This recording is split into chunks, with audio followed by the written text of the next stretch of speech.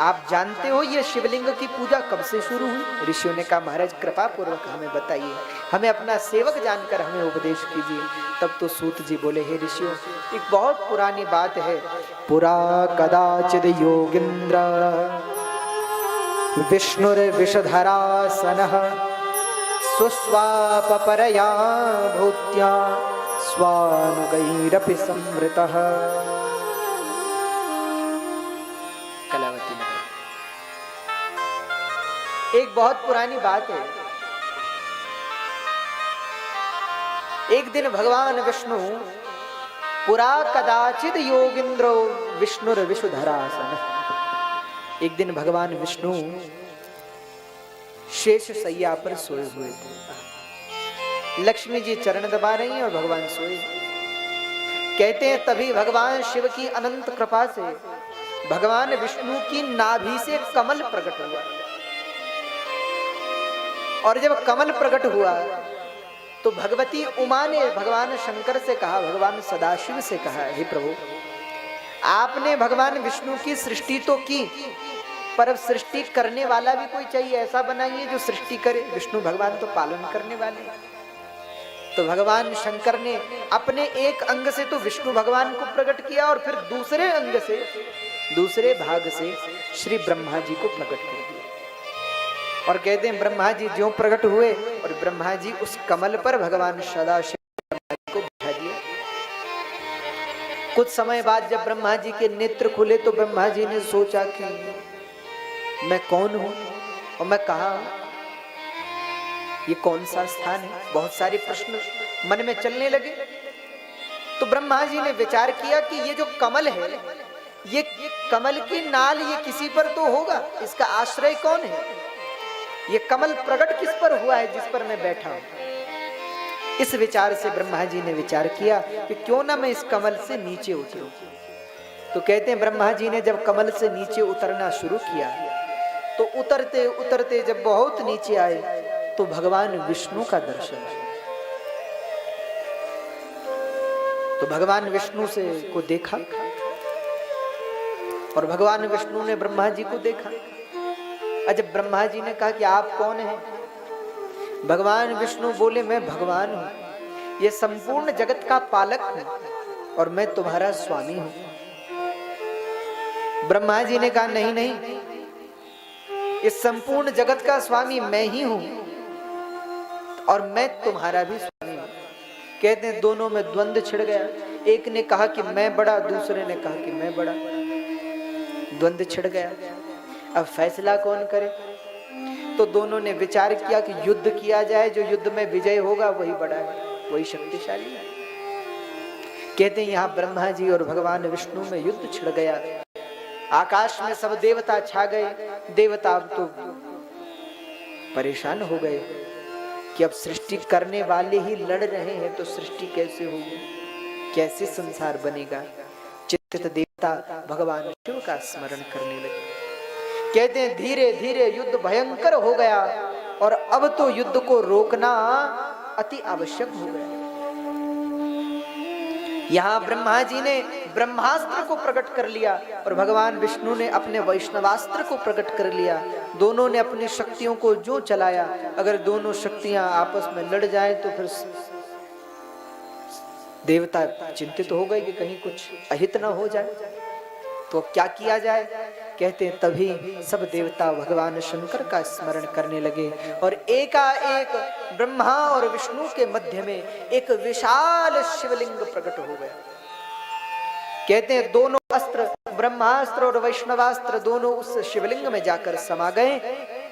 अग्नि के समान जलता हुआ स्तंभांतो विक्ष, अग्नि का स्तंभ जैसा एक लिंग प्रकट हो गया। अब तो दोनों देवता चिंतित हो गए कि ये क्या है। अब तो दोनों देवता हाथ जोड़कर खड़े हो गए। कहते हैं तभी आकाशवाणी हुई और आकाशवाणी से भगवान शिव बोल पड़े, हे ब्रह्मा, हे विष्णु, तुम लड़ो मत, मैं ही तुम दोनों को रचने वाला हूं, मैंने ही तुम दोनों का निर्माण किया है। हे ब्रह्मा, तुम सृष्टि के सृजन करता हो और हे विष्णु, तुम सृष्टि के पालन करता। कौन बड़ा है, कौन प्रकट हुआ है? हे ब्रह्मा तुम इसका ऊपरी छोर पता कर, जो खोज लेगा वह बड़ा कहलाएगा। ब्रह्मा जी से कहा कि आपको इस शिवलिंग का ऊपरी भाग पता करना है, और अगर आपने पता कर लिया तो आप बड़े। और विष्णु भगवान से कहा आपको इसका मूल पता करना, ये कहां से प्रकट हुआ, अगर आपने पता कर लिया तो आप बड़े। भैया जो पहले पता करके आएगा वही बड़ा कहलाएगा। ये कहकर आकाशवाणी बंद हो गई और ब्रह्मा जी अब ऊपर की ओर चल पड़े और भगवान विष्णु नीचे की ओर चल पड़े। कहते चलते चलते भगवान विष्णु को कई वर्ष बीत गए, लेकिन उस स्तंभ का अंत न पाया, आदि न प्राप्त हुआ। ब्रह्मा जी चिंतित हो गए। ब्रह्मा जी भी ऊपर बढ़ रहे हैं, पर ब्रह्मा जी को भी आदि नहीं मिल रहा, भगवान विष्णु को उसका अंत नहीं मिल रहा। दोनों बड़े चिंतित हुए। कहते हैं भगवान विष्णु तो लौट आए और मैं इस परीक्षा में विफल रहा। मैंने कई वर्षों तक इसका आदि खोजना चाहा, यहाँ कहाँ प्रकट हुआ है ढूंढना चाहा, लेकिन मुझे नहीं मिला। तो भगवान ने कहा कोई बात नहीं। अच्छा ब्रह्मा जी अभी शिवलिंग का ऊपरी छोर कहाँ है ये पता नहीं चला। अब तो ब्रह्मा जी भी चिंतित हो गए कि कहीं ऐसा ना हो कि हमसे पहले भगवान विष्णु पहुंच जाएं, और अगर वो इसका अंत खोज लिया तो वो बड़े हो जाएंगे। तो ब्रह्मा जी और जल्दी जल्दी ऊपर चढ़ने लगे। कहते हैं तभी ऊपर चढ़ते चलते ब्रह्मा जी को रास्ते में कामधेनु और केतकी का एक पुष्प मिल गया। तो ब्रह्मा जी ने कामधेनु से कहा, बोले देवी आप यहाँ? कामधेनु ने कहा बस ब्रह्मदेव हम यहीं भ्रमण कर रही थी, आप कहाँ? बोले हम इसका ऊपरी छोर ढूंढने जा रहे हैं। तो कामधेनु हंसने लगी। अच्छा ब्रह्मा जी ने केतकी के पुष्प से कहा, बोले तुम कहाँ से आ रहे हो? बोले महाराज हम तो ऊपर से गिर रहे हैं, ऊपर से गिरे थे और न जाने कहां से गिरे थे। आप कहाँ जा रहे हो? बोले हम इसका ऊपरी छोर ढूंढने जा रहे हैं। केतकी के पुष्प ने कहा भैया हजारों साल तो हमें ऊपर से गिरते गिरते हो गए, और जहां से हम गिरे वो भी इसका ऊपरी छोर नहीं है, उससे भी न जाने कितना ऊपर है, इसलिए ऊपर जाना तो व्यर्थ है, बेकार है। तो ब्रह्मा जी ने कहा भाई अगर ऊपरी छोर नहीं मिला तो हम छोटे हो जाएंगे, क्या करें? बहुत विचार के साथ ब्रह्मा जी ने केतकी के पुष्प से कहा देखो अब ऊपर जाना तो असंभव है, तुम तो देख ही चुके हो, लेकिन अब हम भगवान शंकर से कह देंगे कि हमने ऊपरी छोर पा लिया। तो कामधेनु ने अगर वो पूछेंगे कि प्रमाण क्या है तो आप क्या कहेंगे? तो ब्रह्मा जी ने कहा कि बस आप दोनों ही हमारा प्रमाण है, आप दोनों कह दीजिएगा कि मिल गया।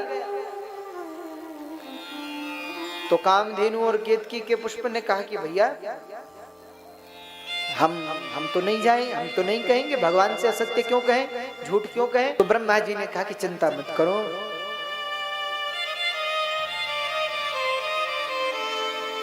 असत्यमपि सत्यं स्यात्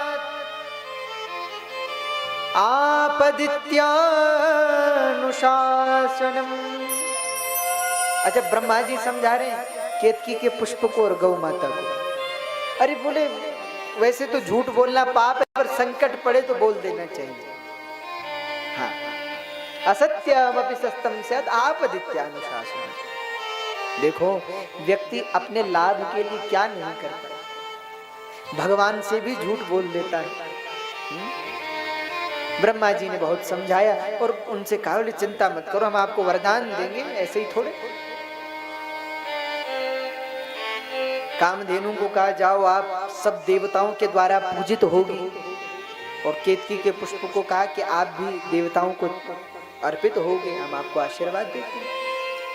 कहते हैं दोनों तैयार हो गए कि ठीक। अब तो ब्रह्मा जी केतकी के पुष्प और गौ माता के साथ वहीं पहुंच गए जहां पर आए थे। वहां भगवान विष्णु को देखा तो इशारा किया, बोले आपको मिला? भगवान ने कहा कि हमें तो नहीं मिला। तो ब्रह्मा जी बोले हमें मिल गया। आज इतने में आकाशवाणी हुई, आकाशवाणी ने भगवान विष्णु से पूछा, आपको इसका अंत मिला? तो भगवान विष्णु ने कहा, प्रभु हमने बहुत प्रयास किया लेकिन हमको इसका अंत नहीं मिला। अच्छा ब्रह्मा जी आप बताइए, आपको मिला? तो ब्रह्मा जी बोले, हाँ हाँ प्रभु हमें मिल गया। अच्छा मिल गया, तो क्या प्रमाण है इस बात का? तो ब्रह्मा जी बोले, महाराज एक नहीं, हमारे पास दो दो गवाह हैं, दो दो प्रमाण है। कौन कौन? तो बोले साक्षात कामधेनु और ये केतकी का पुष्प, ये प्रमाण है। तो भगवान महादेव ने कामधेनु से केतकी के पुष्प से पूछा पहले, क्या ब्रह्मा जी को इसका ऊपरी छोर मिला? तो केतकी के पुष्प ने कहा कि हाँ हाँ मिल गया। फिर कामधेनु से पूछा, हे कामधेनु आप बताइए, क्या ब्रह्मा जी को इस स्तंभ का ऊपरी छोर मिला? तो कामधेनु ने मुख से कहा हाँ मिला, और पूंछ से कहा ना नहीं मिला। वो भगवान से तो क्या बात छिप सकती है। भगवान महादेव क्रोधित हो गए, क्रोधित होकर ब्रह्मा जी पर, ब्रह्मा जी को डांटते हुए कहा, अरे ब्रह्मा, सामान्य मनुष्य तो स्वार्थ में आकर असत्य बोलते ही हैं, पर तुम जैसे इतने बड़े देवता भी अपने स्वार्थ के वशीभूत होकर असत्य भाषण करते हो। तुम देवताओं में पूजित होने के योग्य नहीं। अरे ब्रह्मा, मैं तुम्हें श्राप देता हूं कि आज के बाद इस धरती पर कहीं तुम्हारा मंदिर नहीं होगा, कहीं तुम्हारी पूजा नहीं होगी। इसलिए आप धरती पर भ्रमण करेंगे, आपको सबके मंदिर मिल जाएंगे, छोटे बड़े देवताओं के भी मंदिर मिल जाएंगे, पर कहीं ब्रह्मा जी का मंदिर नहीं मिलेगा। आज श्राप दे दिया भगवान ने, और श्राप ही नहीं दिया, क्रोध में भरकर भगवान महादेव कि भ्रिकुटी के मध्य मेरे लिए क्या आज्ञा है? भगवान शंकर ने कहा, हे भैरव, इन ब्रह्मा जी ने अपने जिस मुख से असत्य कहा है, तुम उस मस्तक को काट डालो। और इस ब्रह्मा तलवार से, ब्रह्मा कहते हैं अपनी उंगली की कंष्टिका, छोटी उंगली होती है, उसके नख से ब्रह्मा जी का 5वां सिर काट लिया। और ब्रह्म हत्या तो लग ही गई, तो 5वां सिर भैरव के हाथ में चिपक गया। यहां भगवान विष्णु ने प्रार्थना की, हे भोलेनाथ, हे प्रभु, इन्हें क्षमा कीजिए, हम आपके बालक हैं, भूल हो गई, मैं आपका भक्त हूं, आप ब्रह्मा जी को क्षमा कर दीजिए। कहते हैं भगवान विष्णु की स्तुति सुनकर भगवान शिव तुष्ट हुए, ब्रह्मा को क्षमा कर दिया। यहाँ भैरव देव ने कहा, काल भैरव ने कहा, प्रभु अब मेरे लिए क्या आज्ञा है, क्योंकि ब्रह्मा का यह 5वां सिर ब्रह्म हत्या के रूप में मेरे हाथ से चिपक गया है, अब इससे बचने का क्या उपाय है? तो भगवान शिव ने कहा, तुम काशी चले जाओ, काशी जाते ही ब्रह्म हत्या का पाप मिट जाएगा। और तब भैरव, काल भैरव काशी पहुंचे, और काशी में वह ब्रह्मा का मस्तक गिर गया, और काल भैरव ब्रह्मा के ब्रह्मशाप से, ब्रह्मवध से मुक्त हुए। और तब से और आज तक काल भैरव नित्य निरंतर काशी में ही वास करते। इसलिए काशी का कोतवाल काल भैरव को कहा जाता है। उस पुरी के रक्षक भगवान काल भैरव, भैरव ही है, काल भैरव ही है। इसलिए आप उज्जैन जाएंगे तो उज्जैन में भगवान महादेव के दर्शन से भी पूर्व काल भैरव का दर्शन किया जाता है।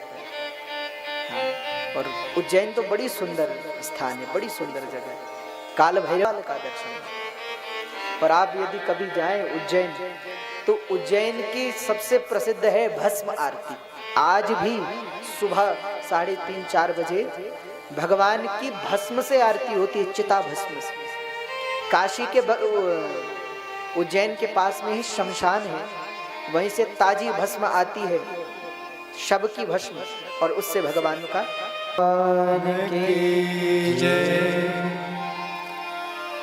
इसके पश्चात भगवान शंकर ने आग की पूजा होगी, इसलिए गौ माता की पूंछ की पूजा की जाती है, मुख की पूजा नहीं होती।